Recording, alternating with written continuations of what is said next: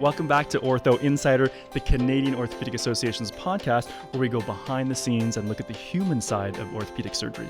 Today we're recording in Calgary at the Canadian Orthopedic Association's annual meeting. And on today's episode, we actually have a homegrown surgeon, Dr. Cassandra Lane Dielwart. Although she's originally from Calgary, she now practices in Kelowna, British Columbia as a sports, trauma, and arthroplasty surgeon. And she is the current president of the British Columbia Orthopedic Association. I can tell you from first-hand experience as an executive member of the BCOA that Lane has done an absolutely incredible job for our cause, for care and mobility for all in BC. Welcome, Lane. Thanks for having me. Oh, thanks for being here. Tell us about your journey into orthopedics. It's an interesting one. I grew up here in Calgary, so it's really nice to be back home. Had a lot of fun with both family and colleagues this week, so it's been a really unique experience. So I grew up here, and then I actually traveled out to the United States. I played hockey in college, and so I went to upstate New York, and then I went to, after that I wasn't quite ready to return home, so I went to medical school in Boston University. So it was fun to spend some time in the Northeast United States. And I never actually wanted to be an orthopedic surgeon. I wanted to be a pediatrician, actually, of all things. And so I did my your first 2 years, and I started clerkship, had them all organized based around pediatrics. And I just went through rotation after rotation saying, oh, no, I don't really like this. Too much rounding. Too much at all. I was even questioning if I wanted to be a doctor. I didn't really know what it meant to be a doctor. I'd never met a doctor before, never knew anything about surgery. I thought surgery was gross. And so it was kind of strange. It was towards the end of my third year. I was feeling pretty lost. And I started my surgery rotation just by fluke. My secondary surgery rotation was orthopedics. You could have gotten any of the subspecialties, but I was assigned to orthopedics. And I remember I scrubbed in that first time and went into the operating room, and there was a total hip being performed. And it was just like mind-boggling. It was one of these situations what are you doing? How does that work? The physics, the physicality, like all these things. And I was kind of mind blown. And I left that day very sad for myself because I didn't want to be a surgeon. But I was thinking, okay, this is the route I think I want to go. And then serendipitously, that weekend, we had a whole class group go up skiing. And I was on a chairlift with a lady who had a hip replacement 3 months prior, and she was out skiing, and she just started talking to me. Didn't tell her anything about my background. She just told me how this hip replacement transformed her life.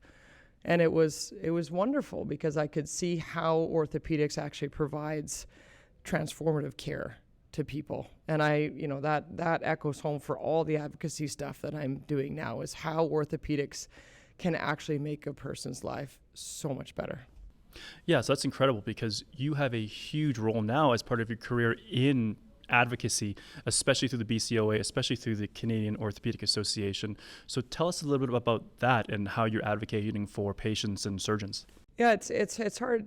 Some days you kind of wish to go back to the States because it's so easy to access care. You don't have to fight day in, day out for resources and things, which at the end, we're just out there, fighting for our patients. And as we all know across all of Canada, that there's wait lists and there are limited resources and there's limited human resources. And so with these problems just being absolutely exponentially exposed during COVID, we're now in this time frame where we have to not only catch up, but we have to keep up. We talk about wait lists, we talk about wait times for surgery, wait one, all of these things that you hear people constantly talking about. But my point to most people is you're talking about a wait list, but these are people. These are people waiting for life-transforming care. Be it somebody who has end-stage arthritis and are now using a walker, or be it a 16-year-old female soccer player who is on her way to NCAA college and suffers an ACL tear.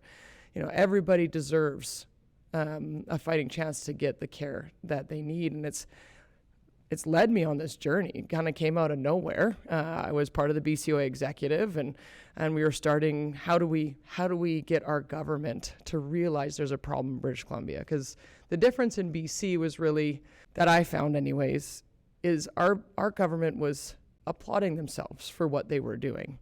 Whereas in other provinces, there would be this understanding, hey, we got a COVID backlog, we have this and this and this, and let's figure out how to work together.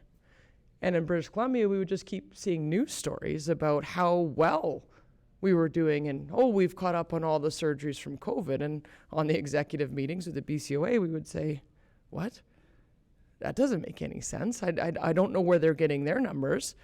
And then there wasn't a great line. There wasn't any line for me or any of the BCOA to go to the next stage to get the word out there that wasn't the case. We tried through many different politically appropriate directions, and eventually we had to go to the media because we just weren't being heard. And so that's how I kind of fell into the role as BCOA president, as well as this whole advocacy charge was basically, it was by accident, but it's been a wild trip. And now I'm part of the advocacy team for not just orthopedics, but specialists across British Columbia. It's interesting you say that there's that disconnect between what the government has in terms of their numbers and what we're seeing in real life as part of the British Columbia Orthopedic Association. As you now sit on the consultant specialists of British Columbia as well as the Ministry of Health, how do you approach that when there's such a disconnect and when such a difference of perspectives between the two sides? Yeah, it's very interesting. I'm working with the team right now, like you said, with this consultant specialist at BC and the ministry. But it is very much a little bit of an us versus them. You know, it's very hard, and we have to find common ground. And when it comes to the ministry, they of course they have their best interests of patients in mind, but they also have their careers and their status in office and markers that they want to check off. And unfortunately, what ends up happening quite a bit is sometimes get into this hamster wheel of here's what we're going to do. But then 4 other crises come up. And then we're back down, and then it just keeps going around in circles. So really, right now, we're just struggling to stay in the room, continue having those conversations so we can work towards a positive change for all specialists. Specialists, but especially orthopedic surgeons as a subset of specialists, we're a very small group. So in that big room, how do we stay relevant? Because as you say, there's crisis after crisis after crisis, right? How do we not fall off the board? I think it's our patients. I think it's the stories of our patients, because when you think when the majority of medicine thinks about orthopedic surgery, the term elective is really held for a lot of what we do. And I really think the term elective is not an appropriate word. These patients are not choosing to have surgery. They have a significant problem that needs surgery. And so, maybe we need to completely change the way we talk about orthopedic surgery, scheduled surgery or whichever it is. But this term elective, I think, is such a misnomer for these patients going through pain, immobility, narcotic use, loss of jobs, strain on family relationships.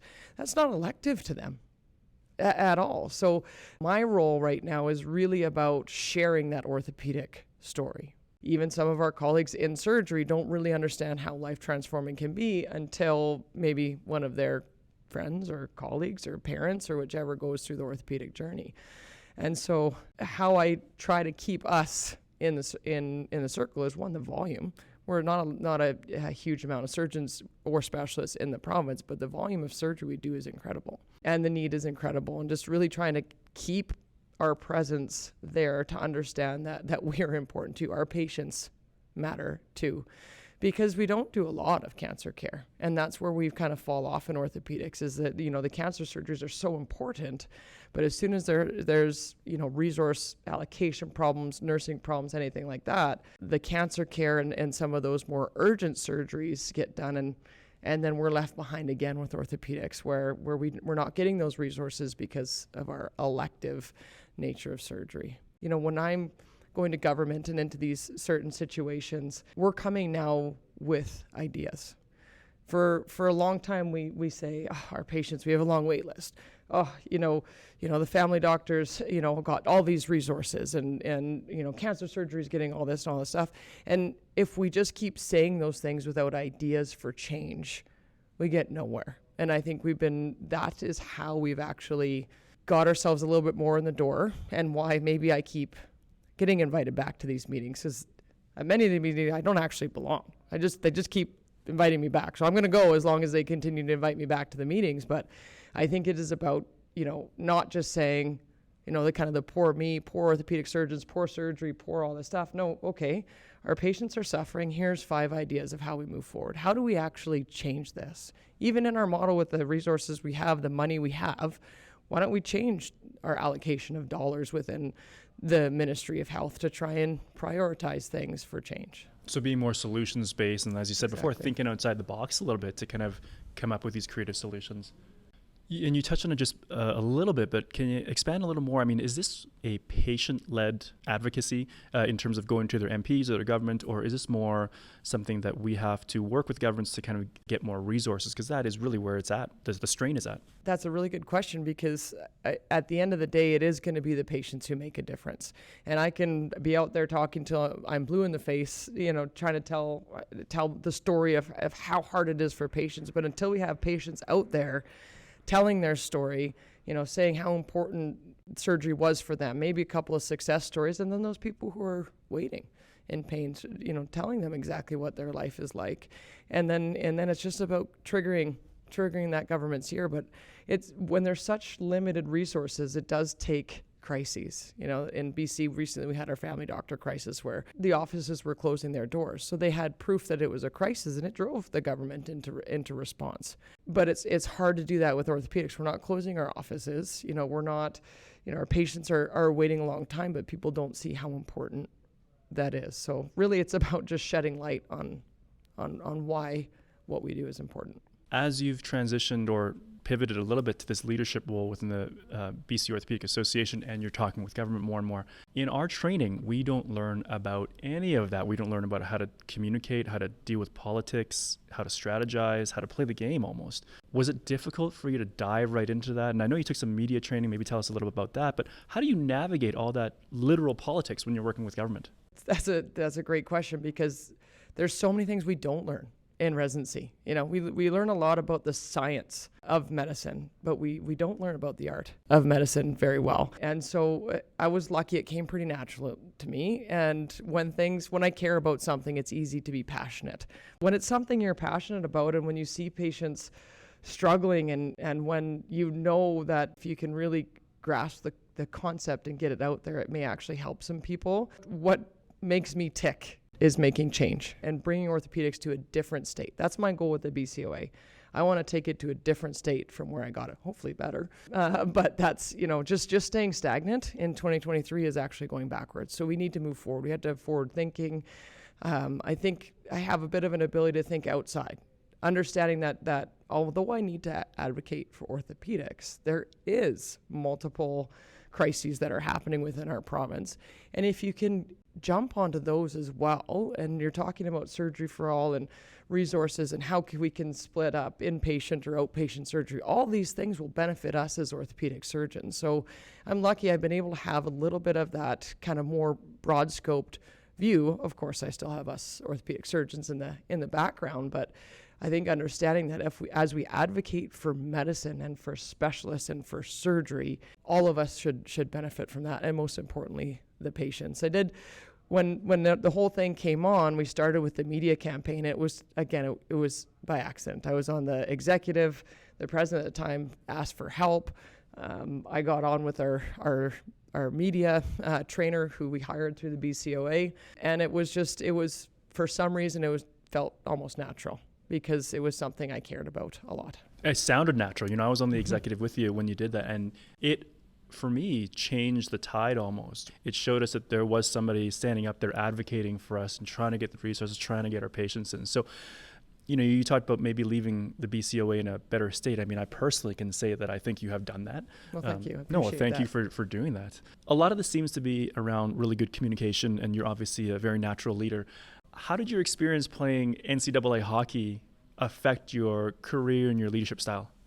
Well, I think as a team-based athlete, a team has been something I've been used to since I was very young, and having roles within a team and exchanging roles and gaining more leadership and within the teams themselves. I mean, I captained many teams in the course of my hockey and basketball and volleyball career through high school, and then playing NCAA hockey. I think there's a big time and life balance where you have to be training and go traveling on the weekends and morning practices, but then you also have to do your schooling. And I think when you're in those environments, it becomes easier to then take those skills back to the rest of your life with you. And so I think that's probably mostly where I gained some of my leadership skills, if I have any. You do.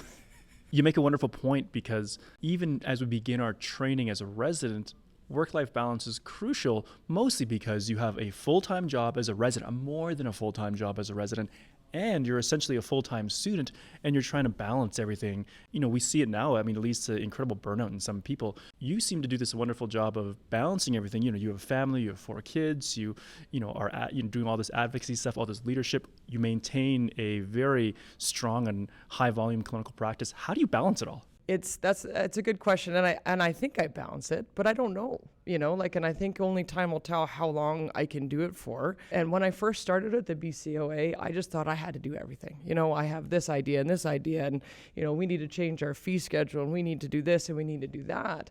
And all the ideas are great, but then it becomes a bit overwhelming.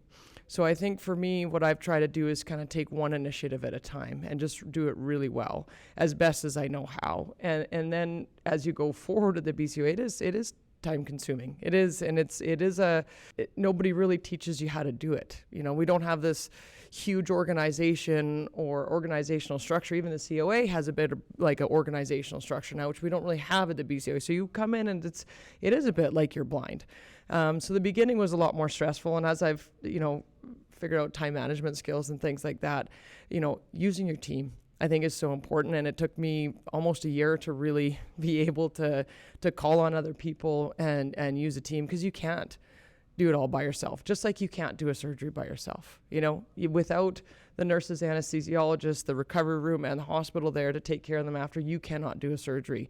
And when you realize you're only part of a team, no matter where you are in that hierarchy of that team, I think that people who really get into burnout are those who try to take it all on themselves, which I'm definitely guilty of doing quite a bit. And that's where I'm trying to find my balance is how do you do all this well, but also understand how to delegate, how to prioritize. And I'll tell you, I'm still working through it. I love my clinical practice. And so it is what, drives me at the end of the day. So it's fun to be able to go and actually, do those surgeries at the end of the day, because that's kind of that rewarding thing. And then I have a busy family, and, I've got 4 kids, 8 6-year-old twins and 4, and they're busy, and I have an incredibly supportive spouse, and you have to give them credit for, I couldn't do any of the stuff I was doing without support at home. If you spoke to my spouse, there might be a little difference in terms of how do you balance it all. Like I think I could do maybe a bit better job, but I'm trying, and it's fun so far, because there are results. It's rewarding. I think burnout would happen to me if I was just kept knocking on the same door without any entrances opening or anything like that. And that, because we're making, positive forward change, it becomes rewarding, and it gives you more energy to keep going. In terms of balance, for the young and aspiring surgeons, for the people that you're aiming to mentor, what advice would you give them to get through a busy residency, and then afterwards a busy clinical life mixed with academics, mixed with advocacy, and mixed with family? Yeah, I think that you have to realize that work is only part of our life, and family is an important part too. And for me, I'm extremely lucky to have a very supportive group, and the entire group in Kelowna all believes very heavily in work-life balance. And luckily, our overhead is a little bit lower, and a little bit a lower cost of living. So we're easier able to, not have to just get out there and keep up with the Joneses and take some time for ourselves. But for me, my work-life balance is inspired by my colleagues who I work with. And if you have a group like that who's supportive of you, I can't take that over a day because I've got the kids that day, or I'm taking my kid on his hockey tournament or something like that. Nobody blinks an eye. There's no explanation, because we've all gone through it. And what's incredible for us is the older guys in the group have all gone through it before. And they're more than happy to, pick up that OR day if it works out for them or whichever. I can't, the best example was when I was pregnant. And I had a lot of hypotension. So I would be in the operating room and the nurses would have 3 different stools around the room behind me. For wherever I was in the room, we called it the emergence stool, because I would get dizzy and I would almost pass out at least once or twice a day. And then it was over Christmas time, and your call over Christmas, everybody else is away, and I got sick. I had a gastro bug, and I was throwing up, and I just couldn't keep my blood pressure up, and I was in the PACU with an IV in my arm between cases, trying to keep myself going. And as orthopedic surgeons, we're not complainers, like we just kind of push through because we think that's our job, and is that ingrained in us in residency beforehand? I have absolutely no idea where that comes from, but we have this kind of push to just keep going. And then it was a couple days later when I got this email, because the story of what had happened had kind of trickled through and gotten back to my group. And it wasn't, it was just showed the support that they did. And I had this email that said, Lane, I just want to let you know you're off of call. Our group is, here's the new call schedule of who's covering on each day. You're welcome to keep all of your elective time, but if you don't want it, just let us know and we can take it over. And there's no better story of support from a group of colleagues than that. And it showed me that, this group of people were supportive of what I was doing in my life and were there to help me when it was needed. And it really inspired me to now hopefully be able to pay it forward. And if younger colleagues come in and there's situations where we've had, family emergencies and all that stuff, we all just kind of step up for each other. And I think that's a huge part of work-life balance, because if you have a really good group of colleagues who understand the ups and downs of life, because we are surgeons, but we are humans and humans go through stuff. And so when, for me, I'm so lucky. I find myself so lucky to be with a group who's so supportive, and that really helps. And they're supportive of me taking a little bit of time to do the BCOA stuff. They're supportive because they know I'm trying to make positive change. That's incredible. You have a group like that.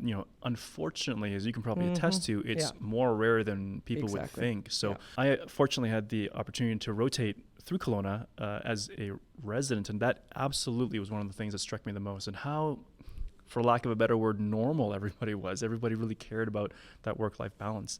It strikes me about your stories from your pregnancy. I don't know, but I have the impression that is not an uncommon thing to go through for someone who's pregnant. Do you find that there is an unreasonable expectation for somebody to, like you said, continue to work through the pregnancy to these extremes? The studies are out there that perinatal complications are through the roof for orthopedic surgeons and orthopedic residents. And I think situations like this start into a call for action because we don't know how to self-protect. I don't know why. Like I said, for orthopedic surgeons, we just have this drive. We can't call in sick. We can't do that. And maybe the guard is changing. I don't know. But I know for my group and for sure the guys before me, there's just this fundamental need to just keep going. And I was lucky to have such a supportive group, but even within my own hospital, in a different group, one of my colleagues had a completely different experience where any call that she took off, it was written down and she would pay it back in the future. And those stories are not uncommon. And so I think, it's hard. How do we advocate? Because every health authority is different. Every group is different. And that's a huge problem in orthopedics is we don't have these kind of bylaws that we all adhere to. There's so many things that come up, practice sharing, retirement, all these things that it would be so great just to have this kind of set of guidelines or suggestions. And I'm so proud to say that the COA is working through that right now. And they, I wasn't a huge part of it, just along with the periphery, but the parental pregnancy and parental leave working group. And they're coming up with guidelines. And I know when they're complete, I will take them to the BCOA and share them with the entire province of orthopedic surgery, saying this is the data, here's the evidence, And we would really like to support anybody going through pregnancy, surrogacy, adoption, parental leave, both male and female, and try to find ways that we, do this better. Not just because I'm lucky to have a great group who's supportive, but because it's right. And then hopefully that goes to the doctors of BC, and we can disseminate it further, and it becomes the norm. We got to change our norm at some point. And change the culture, Yeah. It's great the Canadian Orthopedic Association is trying to tackle some of that unconscious bias and some of these, issues and topics. And like I said, taking the lead on all these action plans, which is wonderful. And it's amazing you're part of that. You've done all these amazing work from this small little hospital, community hospital in Kelowna. And there's been a trend, and there's a symposium on it last year, the Canadian Orthopedic Association, where if you work in a community hospital, I don't know, for the lack of a better term, it's not the end of the world. Yeah. You can do a lot of things.